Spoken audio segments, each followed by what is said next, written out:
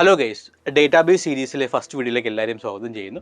ഈ ഒരു സീരീസിൽ നമ്മൾ ഡേറ്റാബേസിനെ കുറിച്ച് ഇൻഡെപ്തായിട്ട് പഠിക്കും. എന്താണ് database, different types of database എന്താണ്, പിന്നെ ഇതിൻ്റെ അകത്ത് വരുന്നത് സ്ട്രക്ചേർഡ് ഡേറ്റാബേസ് അല്ലെങ്കിൽ സ്ട്രക്ചേർഡ് ക്വറി ലാംഗ്വേജ് SQL കുറിച്ചിട്ടുള്ള ഒരു ട്യൂട്ടോറിയൽ, ഒരു 2-2.5 മണിക്കൂർ നിൽക്കുന്ന ഒരു ട്യൂട്ടോറിയലും ഇത് ഇത്രയായിരിക്കും ഈ ഒരു സീരീസിൻ്റെ പാർട്ടാവുന്നത്.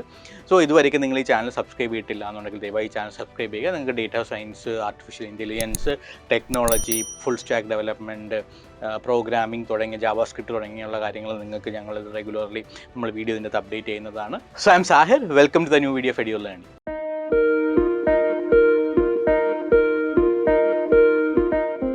മോഡേൺ വേൾഡിൻ്റെ തന്നെ ഫൗണ്ടേഷൻ തന്നെ നമുക്ക് ഡേറ്റാബേസ് വേണമെന്നെങ്കിൽ കരുതാം.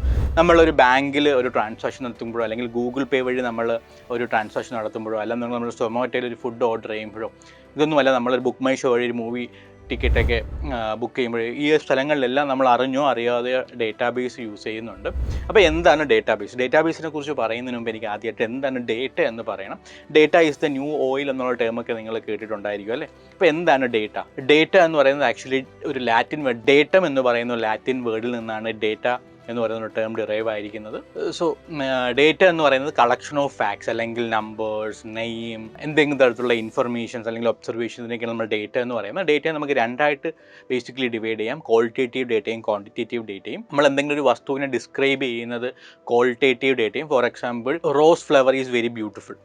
അതെന്താണ്? അത് ക്വാളിറ്റേറ്റീവ് ഡേറ്റയാണ്. അതേപോലെ ക്വാണ്ടിറ്റേറ്റീവ് ആയിട്ട് നമുക്ക് എന്തെങ്കിലും ക്വാണ്ടിറ്റി ബേസ്ഡ് എന്തെങ്കിലും ഒരു കാര്യത്തിനെ പറയുന്നത് നമ്മൾ ക്വാണ്ടിറ്റേറ്റീവ് ഡേറ്റ എന്ന് പറയും. ഉദാഹരണത്തിന് ഹീസ് 5.6 ഇഞ്ചസ് അല്ലെങ്കിൽ ഹീസ് 6 feet എന്നൊക്കെ പറയുന്നത് നമ്മളതൊരു ക്വാണ്ടിറ്റി ചെയ്യുന്നുണ്ട്. അദ്ദേഹത്തിൻ്റെ ഒരു പൊക്കം 6 feet ആണെന്ന് പറയുന്നത്. ഇതിനെയാണ് നമ്മൾ എന്താണ് ക്വാണ്ടിറ്റേറ്റീവ് ഡേറ്റ എന്ന് പറയുന്നത്. അപ്പം ഇങ്ങനെ കളക്ഷൻ ഓഫ് ഡേറ്റയാണ് നമ്മൾ ആക്ച്വലി ഡേറ്റാബേസ് എന്ന് പറയുന്നത്. ഓക്കെ, നമ്മൾ ഡേറ്റാബേസ് യൂസ് ചെയ്യുന്നത് എന്തിനാന്ന് പറഞ്ഞാൽ നമുക്ക് ഒരു ഇൻഫർമേഷൻ ലോസ് ആവാതിരിക്കാനും അതുവഴി കസ്റ്റമേഴ്സിൻ്റെ ഇൻഫർമേഷൻ സ്റ്റോർ ചെയ്ത് വയ്ക്കാനും അതുവഴി നമുക്ക് ബെറ്റർ ഇൻസൈറ്റ്സ് ക്രിയേറ്റ് ചെയ്യാനും നമുക്ക് ബിസിനസ് പ്രോസസ്സുകൾ ഇമ്പ്രൂവ് ചെയ്യാനും ഒക്കെയാണ് നമ്മൾ ഡേറ്റാബേസ് യൂസ് ചെയ്യുന്നത്. ഉദാഹരണത്തിന് നമുക്കിപ്പം യൂട്യൂബിൻ്റെ കേസ് എടുക്കാം. യൂട്യൂബിൻ്റെ കേസ് എടുക്കുകയാണെങ്കിൽ യൂട്യൂബിന് ഒരു ഡെഫിനറ്റ്ലി ഒരു ഡേറ്റാബേസ് ഉണ്ട്. അതിനകത്ത് എന്തൊക്കെ ഇൻഫർമേഷൻ കാണാം? യൂട്യൂബിൽ രജിസ്റ്റർ ചെയ്തിരിക്കുന്ന ഓരോ യൂസറിൻ്റെയും ഇൻഫർമേഷൻ കാണാം. പിന്നെ അതല്ലാതെ അവർ ഏതൊക്കെ ചാനൽ സബ്സ്ക്രൈബ് ചെയ്തിട്ടുള്ള എന്നുള്ള ഇൻഫർമേഷൻ കാണാം. ഇതിനല്ലാതെ യൂട്യൂബിൽ വ്യൂവേഴ്സ് അല്ലാതെ യൂട്യൂബിൽ കോണ്ടന്റ് ക്രിയേറ്റേഴ്സ് ഉണ്ട്. അപ്പോൾ കോണ്ടന്റ് ക്രിയേറ്റേഴ്സിൻ്റെ ഓരോ കോണ്ടന്റ് ക്രിയേറ്റേഴ്സിൻ്റെ ഡീറ്റെയിൽസ് കാണാം. അവർക്ക് എത്ര ചാനലുണ്ട്, ഓരോ ചാനൽ എത്ര സബ്സ്ക്രൈബേഴ്സ് ഉണ്ടെന്നുള്ള ഡീറ്റെയിൽസ്. ഇതൊന്നും അല്ലാന്നുണ്ടെങ്കിൽ യൂട്യൂബിൽ തന്നെ അഡ്വർടൈസ്മെൻറ്റ് റവന്യൂ ആണ് മെയിൻലി ഗൂഗിളിൽ ലഭിക്കുന്നത്. അപ്പോൾ യൂട്യൂബിൽ അഡ്വർടൈസ് ചെയ്യുന്ന അഡ്വർടൈസേഴ്സിൻ്റെ ഡീറ്റെയിൽസ്, ഇത്തരത്തിലുള്ള ഡീറ്റെയിൽസ് എല്ലാം അവർ ഓർഗനൈസ്ഡ് രീതിയിൽ സ്റ്റോർ വയ്ക്കുന്ന ഒരു സ്ഥലം ഉണ്ടായിരിക്കും. അതിനെയാണ് ഡേറ്റാബേസ് എന്ന് പറയുന്നത്.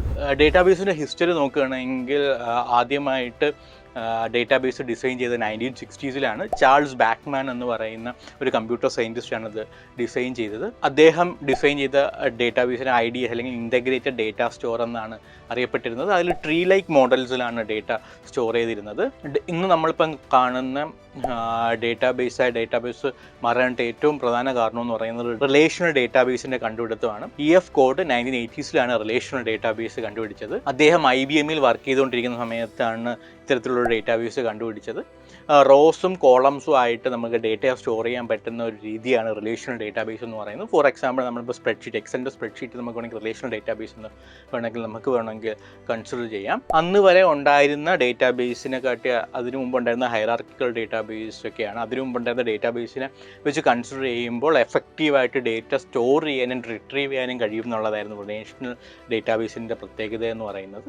ഇതിനുശേഷം 1990s ഒബ്ജക്റ്റ് ഓറിയൻറ്റഡ് ഡേറ്റാബേസ് കണ്ടുപിടിച്ചു. ഒബ്ജക്റ്റ് ഓറിയൻറ്റഡ് ഡേറ്റാബേസ് നമുക്ക് അതിൻ്റെ അകത്തുള്ള ഇൻഫർമേഷനെ നമുക്ക് ഇൻസ്റ്റൻസ് അല്ലെങ്കിൽ ഒബ്ജക്ട്സ് ആയ ഒരു ഇൻസ്റ്റൻസ് ആയിട്ട് അല്ലെങ്കിൽ ഒബ്ജക്റ്റ് ആയിട്ട് നമുക്ക് സ്റ്റോർ ചെയ്ത് വെക്കാൻ പറ്റുന്നതായിരുന്നു ഒബ്ജക്റ്റ് ഓറിയൻറ്റഡ് ഡേറ്റാബേസ് എന്ന് പറയുന്നത്. പിന്നെ ലേറ്റ് 90s അല്ലാന്നുണ്ടെങ്കിൽ 2000 early 2000 ഇൻ്റർനെറ്റിൻ്റെ സാധ്യത വളരെയധികം കൂടി വന്നു. ആ സാഹചര്യത്തിലാണ് അൺസ്ട്രക്ചേർഡ് ആയിട്ടുള്ള ഡേറ്റാബേസും സ്റ്റോർ ചെയ്യണം എന്നുള്ള ചിന്താഗതി കമ്പ്യൂട്ടർ സയൻറ്റിസ്റ്റുകളുടെ ഇടയിലേക്ക് വന്നത്. ആ സാഹചര്യത്തിലാണ് NoSQL അല്ലെങ്കിൽ അൺസ്ട്രക്ചേർഡ് ആയിട്ടുള്ള ഡേറ്റ സ്റ്റോർ ചെയ്യാനും വേണ്ടിയിട്ടൊക്കെ നമുക്ക് എന്താണ് ഡേറ്റാബേസ് ക്രിയേറ്റ് ചെയ്തത്. 60 വർഷം പിന്നിടുമ്പോൾ 1960s ഡെവലപ്പ് ചെയ്ത IDS എന്ന് പറയുന്ന ഒരു ഡേറ്റാബേസിൽ നിന്നും ക്ലൗഡ് ഡേറ്റാബേസും സെൽഫ് ഡ്രൈവിംഗ് ഡേറ്റാബേസ് വരെ എത്തി നിൽക്കുകയാണ്. ഇതാണ് ഡേറ്റാബേസിൻ്റെ ഒരു ഹിസ്റ്ററി എന്ന് പറയുന്നത്. ഇനി നമുക്ക് ഈ ഒരു എവല്യൂഷൻ പ്രോസസ്സിലുണ്ടായിരുന്ന ഡിഫറെൻറ്റ് ടൈപ്സ് ഓഫ് ഡേറ്റാബേസിനെ കുറിച്ച് ഡീറ്റെയിൽഡ് ആയിട്ട് നോക്കാം. ആദ്യമായിട്ടുണ്ടാക്കിയ ഡേറ്റാബേസാണ് ഹൈറാർക്കിക്കൽ ഡേറ്റ സ്ട്രക്ചർ. ഒരു ട്രീ ലൈക്ക് സ്ട്രക്ചറിലായിരുന്നു ഇതിൻ്റെ അത് ഡേറ്റ സ്റ്റോർ ചെയ്യുന്നത്. അതുകൊണ്ട് തന്നെ നമുക്കിത് സ്കെയിൽ ചെയ്യാനുള്ള പോരായ്മകൾ ഒട്ടനവധി ഉണ്ടായിരുന്നു. ആ ഒരു കാരണം കൊണ്ടാണ് റിലേഷണൽ ഡേറ്റാബേസ് കണ്ടുപിടിച്ചത് കമ്പ്യൂട്ടർ സയൻറ്റിസ്റ്റുകൾ. മോസ്റ്റ് എഫക്റ്റീവ് ആൻഡ് സ്ട്രക്ചേർഡ് വേയിൽ ഡേറ്റ ഓർഗനൈസ് ചെയ്യാൻ പറ്റുന്ന റിലേഷണൽ ഡേറ്റാബേസ്. ഇതിൻ്റെ അകത്ത് റോസും കോളംസും ആയിട്ടായിരുന്നു ഡേറ്റ സ്റ്റോർ ചെയ്തുകൊണ്ടിരുന്നത്. 90s ഒബ്ജക്റ്റ് ഓറിയൻറ്റഡ് പ്രോഗ്രാമിംഗ് കണ്ടുപിടിച്ചത്. ആ ഒബ്ജക്റ്റ് ഓറിയൻറ്റഡ് പ്രോഗ്രാമിങ്ങിൻ്റെ ഒരു കൺസെപ്റ്റ് വെച്ചാണ് ഒബ്ജക്റ്റ് ഓറിയൻറ്റഡ് ഡേറ്റാബേസ് ഡിറൈവ് ചെയ്തെടുത്തത്. അതിൻ്റെ അകത്ത് നമുക്ക് ഒരു ഡേറ്റ നമുക്ക് ഇൻസ്റ്റൻസ് അല്ലെങ്കിൽ ഒബ്ജക്റ്റ് മോഡലിൽ നമുക്ക് സേവ് ചെയ്യാൻ പറ്റുമെന്നുള്ളതായിരുന്നു ഒബ്ജക്റ്റ് ഓറിയൻറ്റഡ് ഡേറ്റാബേസിൻ്റെ പ്രത്യേകത. പിന്നെ ഉള്ളത് NoSQL, അൺസ്ട്രക്ചേർഡും സെമി സ്ട്രക്ചേർഡുള്ള ഡേറ്റ സ്റ്റോർ ചെയ്യുന്നതാണ് NoSQL എന്ന് പറയുന്നത്. അതിനൊരു എക്സാമ്പിളാണ് MongoDB.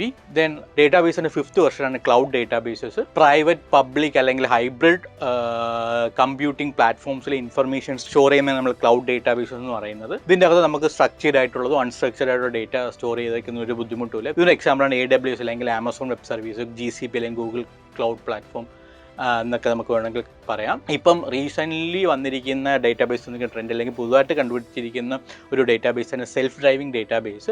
ഈ ഒരു ഡേറ്റാബേസിൻ്റെ പ്രത്യേകത എന്ന് പറഞ്ഞു കഴിഞ്ഞാൽ ഓട്ടോമാറ്റിക്കലി മെഷീൻ ലേണിംഗിൻ്റെ സഹായത്തോടെ അല്ലെങ്കിൽ ആർട്ടിഫിഷ്യൽ ഇൻ്റലിജൻസിൻ്റെ സഹായത്തോടെ ഇത് തന്നെ ഓട്ടോമാറ്റിക്കലി നമുക്ക് ഡേറ്റാബേസ് ട്യൂൺ ചെയ്യാനും അപ്ഡേറ്റ് ചെയ്യാനും സ്റ്റോർ ചെയ്യാനും ഒക്കെ ഉള്ള ക്യാപ്പബിലിറ്റി ഓട്ടോമാറ്റിക്കലി സ്കെയിൽ ചെയ്യുന്ന തരത്തിലുള്ള ഡേറ്റാബേസസ് ആണ് സെൽഫ് ഡ്രൈവിംഗ് ഡേറ്റാബേസസ് എന്ന് പറയുന്നത്. നിങ്ങൾ പലരും ഡേറ്റാബേസ് എന്ന് കേൾക്കുമ്പോൾ എവിടെയെങ്കിലുമൊക്കെ DBMS എന്ന് കേട്ടിട്ടുണ്ട്. എന്താണ് DBMS? DBMS എന്ന് പറഞ്ഞു കഴിഞ്ഞാൽ ഡേറ്റാബേസ് മാനേജ്മെൻറ്റ് സോഫ്റ്റ്വെയർ എന്നുള്ളതാണ്.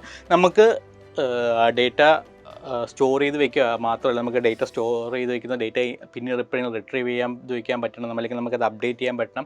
അങ്ങനെയുള്ള സാഹചര്യത്തിലൊക്കെ നമ്മൾ ഉപയോഗിക്കുന്ന സോഫ്റ്റ്വെയർസിനെയാണ് DBMS എന്ന് പറയുന്നത്, അല്ലെങ്കിൽ ഡേറ്റാബേസ് മാനേജ്മെൻറ്റ് സിസ്റ്റംസ് എന്ന് പറയുന്നത്. ഉദാഹരണത്തിന് നിങ്ങൾക്കൊരു വേർഡ് ഫയൽ ക്രിയേറ്റ് ചെയ്യാനായിട്ട് നിങ്ങൾ MS Word ഉപയോഗിക്കുന്നത് പോലെ അതിനകത്ത് നമുക്ക് എന്താണ് വേർഡ് ഫയൽ ക്രിയേറ്റ് ചെയ്യാം, അത് അപ്ഡേറ്റ് ചെയ്യാം, എഡിറ്റ് ചെയ്യാം, അല്ലേ, അങ്ങനത്തെ കാര്യങ്ങളൊക്കെ നമുക്ക് ചെയ്യാം. അതുപോലെ തന്നെയാണ് നമുക്കൊരു ഡേറ്റാബേസ് അപ്ഡേറ്റ് ചെയ്യാനും ക്രിയേറ്റ് ചെയ്യാനും എഡിറ്റ് ചെയ്യാനൊക്കെ യൂസ് ചെയ്യുന്ന ഒരു സോഫ്റ്റ്വെയറാണ് DBMS. അതിൻ്റെ എക്സാമ്പിൾ സ്ട്രക്ചേർഡ് ആയിട്ടുള്ള ഒരു ഡേറ്റാബേസിന് എക്സാമ്പിളാണ് SQL എന്ന് പറയുന്നത്. ഇതല്ലാതെ അൺസ്ട്രക്ചേർഡ് ഡേറ്റാബേസ് ഉണ്ട്. MongoDB ഒക്കെ അൺസ്ട്രക്ചേർഡ് ഡേറ്റാബേസാണ്. നമുക്ക് SQLനെ കുറിച്ച് ഡീറ്റെയിൽഡ് ആയിട്ട് ഇനി അടുത്ത വരുന്ന വീഡിയോകളിൽ നമ്മൾ നോക്കാം. So I M Sahir signing off. Thank U.